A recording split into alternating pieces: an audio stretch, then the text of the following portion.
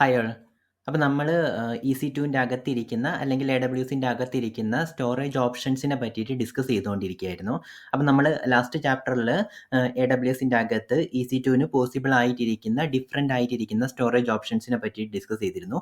EBS, S3, EFS എന്നൊക്കെ പറഞ്ഞിട്ടിരിക്കുന്ന നമ്മളുടെ use കേസിനനുസരിച്ചിട്ട് AWS different ആയിട്ടിരിക്കുന്ന സ്റ്റോറേജ് ഓപ്ഷൻസ് പ്രൊവൈഡ് ചെയ്തിട്ടുണ്ട് എന്ന് നമ്മൾ പറഞ്ഞിരുന്നു അല്ലേ. ഇനി അപ്പോൾ നമുക്ക് ഇനി ഡിസ്കസ് ചെയ്യാനുള്ളത് EBS എന്ന് പറഞ്ഞിട്ടിരിക്കുന്ന കാര്യം ഡീറ്റെയിൽഡ് ആയിട്ട് ഡിസ്കസ് ചെയ്യുക എന്നുള്ളതാണ് നമ്മുടെ മുന്നിലിരിക്കുന്നത്.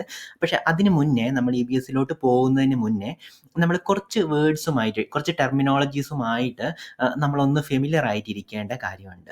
എന്താണെന്ന് വെച്ച് കഴിഞ്ഞാൽ നമ്മൾ ക്ലൗഡ് എന്ന് പറയുന്നത് ഫ്ലെക്സിബിലിറ്റിയാണ്. അതായത് നമ്മളുടെ യൂസ് കേസിനനുസരിച്ചിട്ട് different kind of storage options AWS provide ചെയ്യുന്നുണ്ട് അല്ലേ. നമ്മളുടെ യൂസ് കേസിന് കൂടുതൽ ഡാറ്റയാണ് ട്രാൻസ്ഫർ ചെയ്യേണ്ടതെങ്കിൽ കൂടുതൽ ഡാറ്റ ട്രാൻസ്ഫർ പോസിബിൾ ആയിട്ടിരിക്കുന്ന സാധനങ്ങൾ AWS പ്രൊവൈഡ് ചെയ്യുന്നുണ്ടാവും. അപ്പം ഈ നമ്മളുടെ യൂസ് കേസ് നമ്മളുടെ ആപ്ലിക്കേഷൻ്റെ യൂസ് കേസിനനുസരിച്ചിട്ട് എത്രത്തോളം സ്റ്റോറേജ് പെർഫോമൻസ് വേണം എന്നുള്ളത് നമ്മൾ തീരുമാനിക്കണം.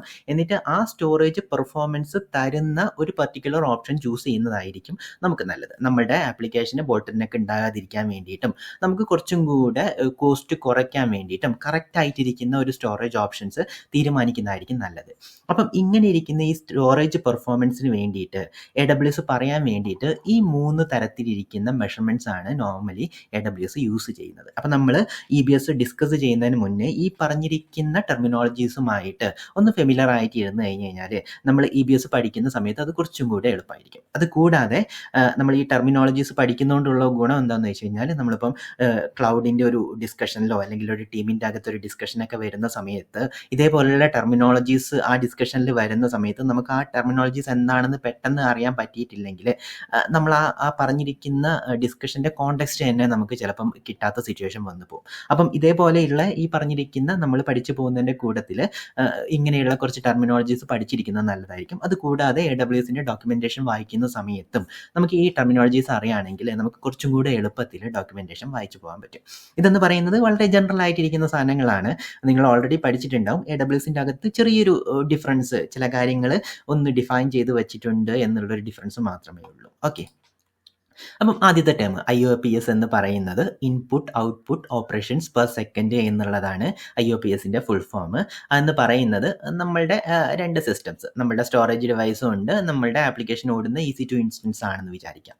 അങ്ങനെ ആണെങ്കിൽ ഇത് തമ്മിൽ ഒരു പർട്ടിക്കുലർ സെക്കൻഡിൽ എത്ര IO ഓപ്പറേഷൻസ് ചെയ്യാൻ പറ്റും എന്നുള്ളതാണ്. IO എന്ന് പറയുന്നത് ഇൻപുട്ട് ഔട്ട്പുട്ട്, അതായത് റീഡോ അല്ലെങ്കിൽ റൈറ്റോ എന്ന് പറയുന്ന സാധനം അല്ലേ.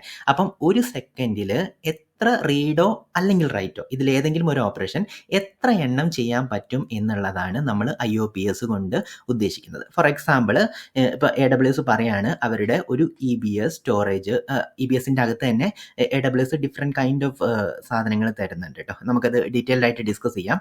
അങ്ങനെയാണെങ്കിൽ ഈ പറഞ്ഞിരിക്കുന്ന സാധനത്തിന് 3000 IOPS ഉണ്ട് എന്ന് AWS പറഞ്ഞാൽ അതിൻ്റെ അർത്ഥം എന്ന് പറയുന്നത് ഒരു സെക്കൻഡിൽ നമുക്ക് 3000 IO ഓപ്പറേഷൻസ് ചെയ്യാൻ പറ്റും എന്നുള്ളതാണ്. അതായത് 3000 റീഡോ അല്ലെങ്കിൽ റൈറ്റോ ചെയ്യാൻ പറ്റും എന്നുള്ളതാണ് അതിൻ്റെ അർത്ഥം. അപ്പം ഇങ്ങനെ വരുന്ന സമയത്ത് നമുക്ക് ചെറിയൊരു കൺഫ്യൂഷൻ വരാം. ഇതിപ്പം എങ്ങനെയാണ് ഇത് പ്രിസൈസ് ആയിട്ട് പറയാൻ പറ്റുന്നത് എന്നുള്ളത് അല്ലേ. നമ്മളിപ്പം ഫോർ എക്സാമ്പിൾ നമ്മളുടെ ഒരു IO ഓപ്പറേഷൻ നമ്മളിപ്പോൾ റീഡ് ചെയ്യുന്നത് നമ്മളൊരു 10 KB ഇരിക്കുന്ന ഡാറ്റയാണ് റീഡ് ചെയ്യുന്നതെന്ന് വിചാരിക്കാം. ഓക്കെ. അങ്ങനെയാണെങ്കിൽ ചിലപ്പോൾ 3000 IOPS ചിലപ്പം ക്വിക്ക്ലി കഴിഞ്ഞു പോകും. ഇനിയിപ്പോൾ നമ്മൾ 10 KB ഉള്ള ഡാറ്റയല്ല, നമ്മളുടെ ഡാറ്റ എന്ന് പറയുന്നത് ഓരോരോ റീഡിൻ്റെ അകത്തും നമുക്ക് 1 MB ഡാറ്റ റീഡ് ചെയ്യണമെന്ന് വിചാരിക്കാം. അങ്ങനെയാണെങ്കിൽ 10 KB റീഡ് ചെയ്യുന്നതും 1 MB റീഡ് ചെയ്യുന്നതും സ്റ്റോറേജിൻ്റെ അകത്ത് ഡിഫറെൻ്റ് ആണ് അല്ലേ. അത് ഡിഫറെൻറ്റ് ടൈം എടുക്കും. അപ്പം നമുക്ക് 1 MB റീഡ് ചെയ്യുന്ന സമയത്ത് ഇത്രയും ഡാറ്റ റീഡ് ചെയ്തെടുക്കാൻ പറ്റുമോ എന്നുള്ള ഒരു ഇത് വരും. അങ്ങനെയുള്ള സാധനത്തിൻ്റെ അകത്ത് AWS കുറച്ചൊന്ന് അവരുടെ ഇത് ഡിഫൈൻ ചെയ്ത് വെച്ചിട്ടുണ്ട്. IOPS എന്ന് പറയുന്നത് ഈ പേജ് ഞാൻ വീഡിയോ ഡിസ്ക്രിപ്ഷൻ്റെ അകത്ത് ഇടുന്നുണ്ട്. അപ്പം അവർ ഡിഫൈൻ ചെയ്ത് വെച്ചിരിക്കുന്നത് ഒരു IO എന്നുള്ളത്, ഒരു IOയുടെ സൈസ് എന്ന് പറയുന്നത് SSDയുടെ കേസിൽ, SSD നമ്മുടെ സ്റ്റോറേജിൻ്റെ ടൈപ്പ് ഉണ്ടല്ലോ അല്ലേ, SSD HDD എന്ന് പറഞ്ഞിട്ടിരിക്കുന്ന സാധനം. അതും AWSൻ്റെ അകത്തും അങ്ങനെ തന്നെയാണ്.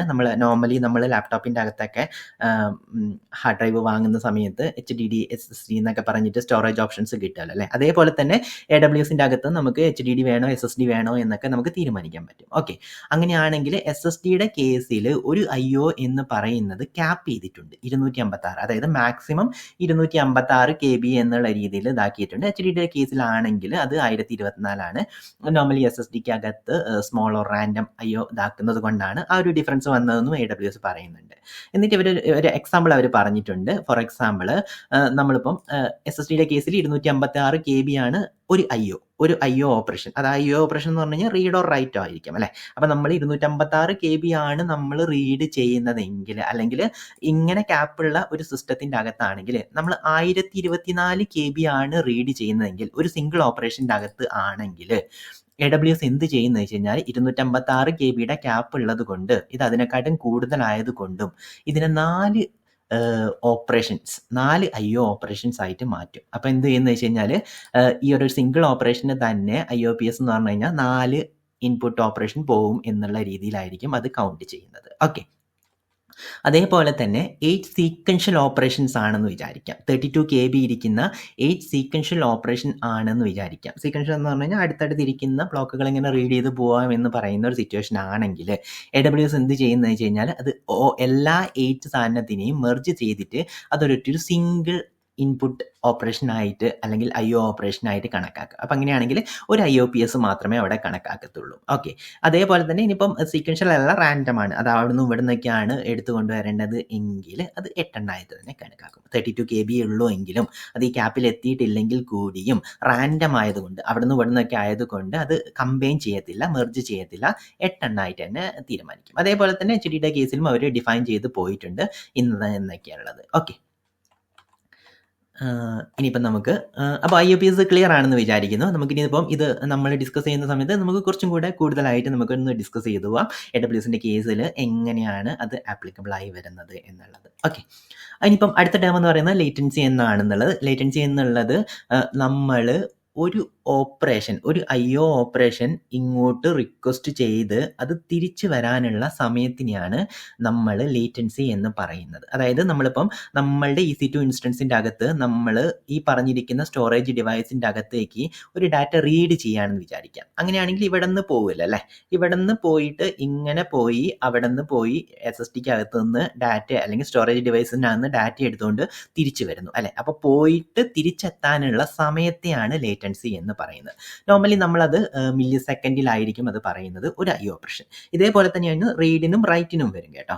റൈറ്റിൻ്റെ കേസിലാണെങ്കിൽ ഇവൻ എന്ത് ചെയ്തു, ഒരു ഡാറ്റ ഇങ്ങോട്ട് റൈറ്റ് ചെയ്യാൻ കൊടുത്തു, എന്നിട്ട് സ്റ്റോറേജ് ഡിവൈസിൻ്റെ അകത്ത് അത് റൈറ്റ് ചെയ്തിട്ട് ഇവൻ തിരിച്ച് ഇങ്ങോട്ട് അക്നോളജ് ചെയ്യും. ഈ പറഞ്ഞിരിക്കുന്ന സാധനം റൈറ്റ് ചെയ്തു എന്ന് പറഞ്ഞിട്ട് അക്നോളജ് ചെയ്യും. ആ അക്നോളജ് ഇവിടെ എത്താനുള്ള സമയമായിരിക്കും. അപ്പം രണ്ടിൻ്റെ കേസിലും ഈ പറഞ്ഞിരിക്കുന്ന ലേറ്റൻസി എന്ന് പറയുന്ന സാധനം വരും. അതെന്ന് പറയുന്നത് മില്ലി സെക്കൻഡിലായിരിക്കും നമ്മൾ നോർമലി പറയുന്നത്. AWSൻ്റെ കേസിലാണെങ്കിൽ സിംഗിൾ ഡിജിറ്റ് ഇരിക്കുന്ന മില്ലി സെക്കൻഡ് ലേറ്റൻസി ഉള്ളതും ഡബിൾ ഡിജിറ്റ് ഇരിക്കുന്ന സാധനങ്ങളും എല്ലാം ഉണ്ട്. അതായത് ഒരു IO ഓപ്പറേഷൻ ചെയ്യാൻ 2 മില്ലി സെക്കൻഡ് ആണ് ലേറ്റൻസി എന്ന് പറഞ്ഞു കഴിഞ്ഞ് കഴിഞ്ഞാൽ ഇത് പോയി തിരിച്ച് 2 മില്ലി സെക്കൻഡ് കൊണ്ട് തന്നെ ഈ പറഞ്ഞിരിക്കുന്ന ഓപ്പറേഷൻ കഴിഞ്ഞ് തിരിച്ചു വരും എന്ന് പറയുന്നതാണ് അല്ലേ. അപ്പം ലേറ്റൻസി എന്ന് പറയുന്നത് ലോവർ ആണ് നമ്പർ എങ്കിൽ അത് ഗുഡാണ് അല്ലേ. അതായത് 2 മില്ലി സെക്കൻഡ് ലേറ്റൻസി ആണ് എന്ന് പറയുകയാണെങ്കിൽ വേറൊരു സിസ്റ്റത്തിന് 10 മില്ലി സെക്കൻഡ് ലേറ്റൻസി ഉണ്ട് എന്ന് പറയുകയാണെങ്കിൽ ലേറ്റൻസി കുറഞ്ഞിരിക്കുന്ന സിസ്റ്റമാണ് നല്ലത്. കാരണം എന്താണ്, അത് കുറച്ചും കൂടെ പെട്ടെന്നായിട്ട് പോയിട്ട് തിരിച്ചു വരുന്നുണ്ട് എന്നുള്ളതാണ് അതിൻ്റെ മീനിങ് അല്ലേ. ഓക്കെ, ഇനിയിപ്പം മൂന്നാമതിരിക്കുന്ന സാധനമാണ് ത്രൂപുട്ട് എന്ന് പറയുന്നത്. ത്രൂപുട്ട് എന്ന് പറയുന്നത് ഈ രണ്ട് സിസ്റ്റത്തിന് തമ്മിൽ ഒരു പർട്ടിക്കുലർ സെക്കൻഡിൽ എത്രത്തോളം ഡാറ്റ ട്രാൻസ്ഫർ ചെയ്യുന്നുണ്ട് എന്നുള്ളതാണ് IO ഓപ്പറേഷൻ്റെ അകത്ത്. അതെന്ന് പറയുന്നത് ചിലപ്പോൾ റീഡ് ആവാം, ചിലപ്പോൾ റൈറ്റ് ആവാം.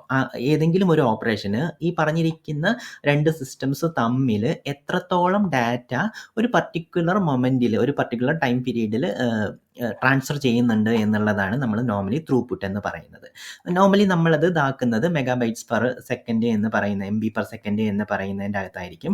അതിൻ്റെ അർത്ഥം എന്ന് പറയുന്നത് ഇപ്പം AWSൻ്റെ അകത്തിരിക്കുന്ന ഒരു EBS സ്റ്റോറേജിന് അതിൻ്റെ ത്രൂപുട്ട് എന്ന് പറയുന്നത് 250 MB per second ആണ് എന്ന് പറഞ്ഞിട്ടുണ്ടെങ്കിൽ അതിൻ്റെ അർത്ഥം ഒരു സെക്കൻഡിൽ നമുക്ക് ആ സ്റ്റോറേജിൻ്റെ അകത്തേക്ക് 250 മെഗാബൈറ്റ് ഒരു സെക്കൻഡിൽ റീഡ് ചെയ്യുകയോ റൈറ്റ് ചെയ്യുകയോ ചെയ്യാൻ പറ്റും എന്നുള്ളതാണ്. ഓക്കെ, നോർമലി പല സാധനത്തിൻ്റെ അകത്തും ഇങ്ങനെ ഈ പറഞ്ഞിരിക്കുന്ന ഒരു ലിമിറ്റ് ഉണ്ടാവും. അപ്പം അത് ചിലപ്പോൾ നിങ്ങൾക്ക് 3000 IOPS ചെയ്യാൻ പറ്റുമെന്ന് പറയുകയാണെങ്കിലും നിങ്ങൾ ഈ പറഞ്ഞിരിക്കുന്ന ഓരോരോ IOയ്ക്കകത്തും ഒരു MB ഒക്കെ ഉണ്ടെങ്കിൽ ബേസിക്കലി 250 MB per second ആണ് ത്രൂപുട്ട് എന്ന് പറയുകയാണെങ്കിൽ ചിലപ്പോൾ ആ ത്രൂപുട്ട് കഴിഞ്ഞു പോകും അല്ലേ. അങ്ങനെയാണെങ്കിൽ AWS അത് സമ്മതിക്കത്തില്ല, അവിടെ വെച്ചിട്ട് നിർത്തുകയൊക്കെ ചെയ്യും. നമുക്കത് ഡീറ്റെയിൽ ആയിട്ട് ഓരോരോ EBSൻ്റെ സമയത്ത് വരുന്ന സമയത്തും എത്രത്തോളം പോസിബിൾ ആണ്. ചില സമയങ്ങളിൽ നിങ്ങൾക്ക് കുറേ ഡാറ്റ ഒരേ സമയത്ത് സ്റ്റോർ ചെയ്യണമെന്ന് വിചാരിക്കാം. ഈ പറഞ്ഞിരിക്കുന്ന ഡാറ്റ അനലിറ്റിക്സ് ആണ്,